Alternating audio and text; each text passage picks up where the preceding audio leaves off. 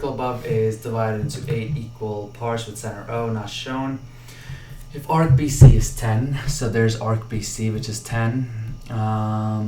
What is the sum of the area of AOB? Okay, so that's AOB. There's BOC and COD. And it's saying arc BC is 10, so the length of that is 10. Now it's saying it's 8 equal pieces, 8 equal parts right there, right? So that means that everything is 10 here. And since there's 8 parts, I can infer that I can infer that the circumference here is going to be 80, which is just the distance around.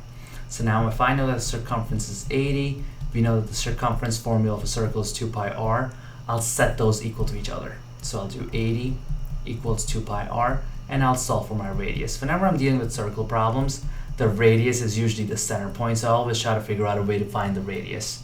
So now over here, this cancels out. I'm left with radius equals 80 divided by 2 pi. 80 divided by 2 is just 40, so it's just 40 over pi. So I know that the radius of this circle is 40 over pi. Now the question is saying what's the area of AOB, BOC, and COD. So what I'm going to do is I'm going to find the area of this whole circle. And to find the area of the whole circle, we know the formula is pi r squared.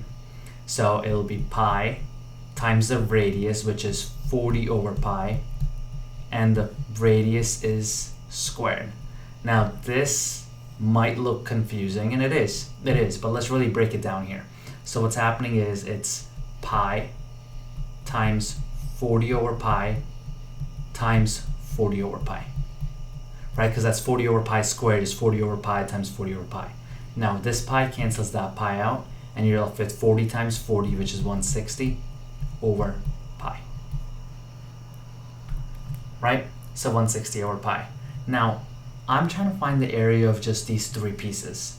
So these 3 pieces right there represent 3/8 of the entire circle. So this piece, right? These are 3 pieces out of a total of 8 pieces. So what I can do is I can just take my area, which is 160 over pi, and just multiply that by 3 over 8, and that'll give me my final answer. Now, this is where some old school 4th grade, 5th grade multiplying fractions by hand comes in handy, right?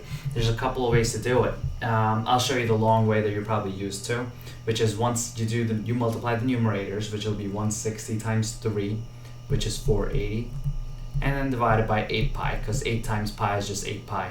Now that 480 and the 8 cancel out, because 480 divided by 8 is 60, so that's just 60 over pi, which will be my final answer here.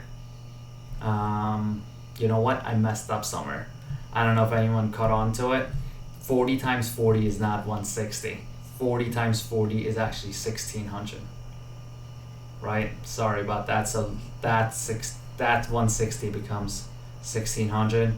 1600 times 3 becomes 4800, and 4800 divided by 8 actually becomes 600. So just a little bit of a quick error there. And you know how I spotted that? Because I looked at the answer choices and I saw there's no 60 over pi. And then that's how I realized I probably messed up somewhere. So 600 over pi should be my answer. But what I was saying over here is if you take that 8 and that 1600, 8 times 1 is 8, and 8 times 200 is 1600. So now I'm left with just 200 times 3 at the top, which is the 600 right there, and pi times 1 is just pi, which is what I have there. So final answer here should be 600 over pi.